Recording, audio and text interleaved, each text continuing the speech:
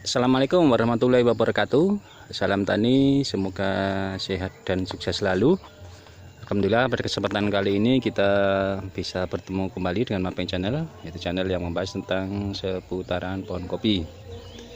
Pada kesempatan kali ini kita akan berbagi, yaitu tip dan trik untuk meningkatkan kualitas kopi ya teman-teman. Jadi nanti akan kita bahas tuntas, yaitu bagaimana cara meningkatkan, tentunya di samping kuantitas kita akan membahas tentang cara meningkatkan kualitas kopi ya teman. Jadi kita sedang berada di kebun ya teman. Kalau kita lihat ini adalah jenis kopi robusta klon Tugu Sari ya teman.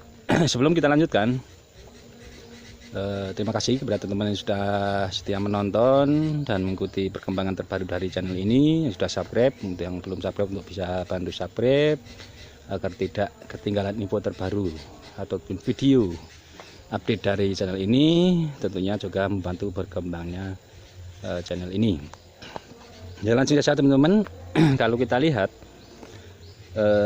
buah kopi di depan saya ini cukup bisa dikatakan selain buahnya cukup lebat dan bisa dikatakan kualitas kopinya bagus ya teman-teman. Nah, dengan ini tak lepas dari proses ini tentunya ada banyak proses yang kita lakukan dari awal sampai ke fase pemanenan tentunya teman-teman. Kita sambil jalan ya teman-teman, kita sambil melihat-lihat ini. Jadi cara meningkatkan kualitas kopi, biji kopi, ya tentunya banyak perawatan ataupun pemeliharaan yang harus dilakukan oleh kita semua. Mulai dari awal, itu yang paling dominan, yaitu kalau kita pelajari itu perawatan pokok pohon kopi kan penyambungan, pemupukan dan pemangkasan, itu yang paling pokok ya teman-teman.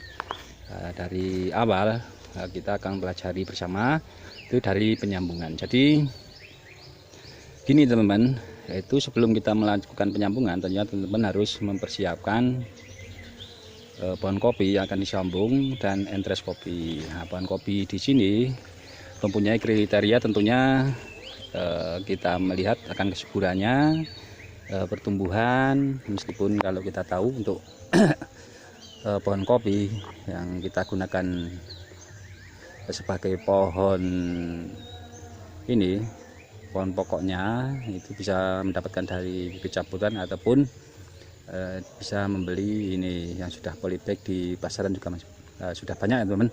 Tapi misalkan saya itu biasanya menggunakan bibit cabutan ya teman, itu jenis kopi lokal, itu sembarang.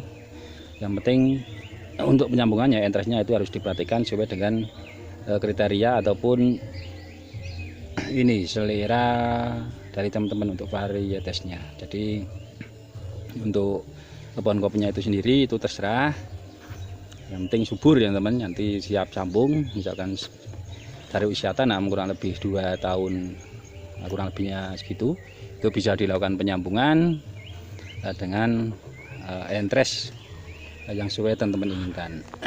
Contoh ini klon Tugu Sari ya teman. Jadi dulu ketika kita mendapatkan entres, tentunya kita memilih entres yang berkualitas teman. Jadi ciri-ciri entres yang berkualitas, kalau kita katakan kita biasa menggunakan entres raja, entres tunas raja ya teman. Jadi entres tunas raja ini kebetulan contohnya nggak ada, kurang lebihnya kayak gini ya teman. Jadi ini tunas ranting yang sudah menjadi tunas raja. Jadi dia mempunyai sirip ke kanan ke kiri ya teman. Jadi dia mempunyai pupus lanjutan, bentuknya besar pipih kayak gini ya teman. Nah ini contoh sudah menjadi raja juga.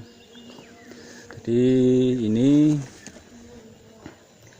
bisa juga dilakukan sebagai entres penyambungan ya teman. Tapi yang paling bagus adalah yang tumbuh di tunas kayak gini. Jadi tunas yang tumbuh dari percabangan ataupun perantingan yang masih muda ya teman, belum ini keluar pembuahan ya. Ini kan di B1, ini pembuahan pertama ya. Nanti kita akan maksimalkan di B2 berhubung ini tidak ada tunas tunas bahan ya teman, tunas yang kita gunakan untuk pembuahan di tahun berikutnya. Yang selanjutnya setelah penyambungan atau penyetikan, yang harus diperhatikan untuk meningkatkan kualitas kopi, tentunya di sini ada pemupukan ya teman. Jadi cara logikanya gini, pohon kopi itu sangat mudah sekali. Misalkan kita tidak stek juga dia akan berbuah kopi. Misalkan kita tidak memupuk, dia juga akan berbuah kopi. Tetapi untuk kuantitas dan kualitasnya tentunya beda dengan kebun kopi yang kita lakukan perawatan ya teman.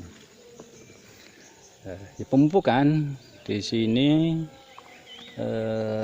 untuk pohon kopi itu sendiri itu dalam 1 tahun itu minimal 2 kali ya teman, dengan menggunakan pupuk kimia. Kalau saya sarankan itu teman-teman bisa menggunakan pupuk NPK, jadi sudah majmuk ya teman, jadi unsur N-nya yang digunakan untuk penyuburan, untuk perkembangan ataupun pertumbuhan percabangan dan ranting, unsur P-nya untuk buah, dan unsur K-nya. Jadi sudah lengkap ya teman.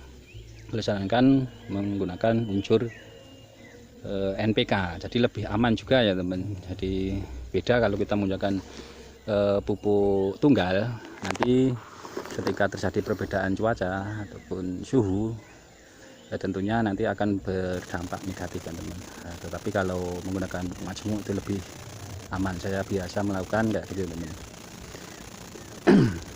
Nah, waktu untuk pemupukan sendiri itu di awal dan di akhir musim penghujan ya teman. Tapi bila dirasa perlu, jadi teman-teman bisa menambahkan pemupukan di pertengahan musim penghujan teman. Jadi untuk pupuk kimia itu berpengaruh terhadap ini ya teman. Jadi kelebatan buah, jadi di samping buahnya lebat, ini jarak dombolannya juga rapat sekali, tentunya besar kecilnya ini buah. Jadi kalau pupuknya memadai, tentunya buahnya akan terlihat lebih besar dan berisi padat ya teman, jadi berpengaruh sekali. Selain itu, pemupukan dengan menggunakan pupuk ini organik juga perlu teman, jadi minimal 1 kali dalam setahun. Itu diaplikasikan, ditaruh di ini, di koin ataupun rorak yang sudah teman-teman buat, jadi bisa bersamaan atau berdampingan dengan penggunaan pupuk kimia ya teman. Nah, selanjutnya selain pemupukan, tentunya untuk memaksimalkan kita dalam menggunakan pupuk, tentunya teman-teman harus rajin melakukan pemangkasan ya teman. Jadi pemangkasan yang dimaksud di sini pemangkasan perawatan ya teman. Pemangkasan perawatan itu meliputi pembuangan tunas-tunas cacing. Tunas cacing adalah tunas yang tumbuh ini di sela-sela dombolan biasanya. Jadi bentuknya kecil, dia hanya mengganggu dan dia tidak produktif. Biasanya tumbuh 2, 3 sampai 4 ruas. Tidak bisa memanjang, tidak bisa mempunyai pupus lanjutan ya teman. Jadi dia tidak bisa tumbuh memanjang. Tunas air juga teman. Jadi tunas air, tunas yang tumbuh di batang-batang pohon kopi.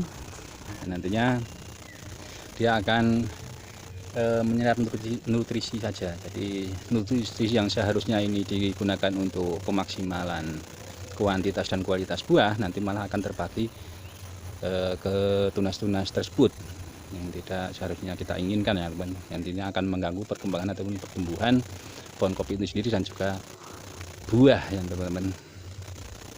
Nah, selain itu teman-teman harus ini memperhatikan tanaman naungan juga. Jadi tanaman naungan, kalau kita tahu untuk buah kopi tentunya ketika di fase mulai dari pembungaan sampai ini pemainan memerlukan sinar matahari yang maksimal ya teman. Jadi untuk dari proses fotosintesis sampai proses ini penuaan buah tentunya harus full sinar matahari ya teman, karena dia akan membantu untuk pertumbuhannya. Untuk itu ketika di musim penghujan, kalau kita tahu juga musim penghujan itu mulai awal penghujan itu terjadi pembungaan buah kopi sampai fase panen ini terjadi di musim penghujan. Untuk itu di musim penghujan tanaman naungan usahakan itu dikurangi ataupun dipangkas ya teman, agar bisa memberikan ruang sinar matahari secara langsung, bisa menyinari pohon dan buah kopi tersebut, sehingga nanti untuk kualitas buah tentunya lebih maksimal ya teman. Jadi poin-poin pokok untuk memaksimalkan kualitas buah kopi itu ada 3 poin yang harus teman-teman lakukan ya, untuk dari awal penyambungan, pemupukan dan juga pemangkasan yang teman, itu yang paling dasar yang harus kita lakukan ya teman. Kurang lebih kayak gitu ya teman, mudah-mudahan bisa bermanfaat. Mohon maaf bila ada salah-salah kata. Terima kasih sudah menonton. Cukup sekian, terima kasih. Wassalamualaikum warahmatullahi wabarakatuh.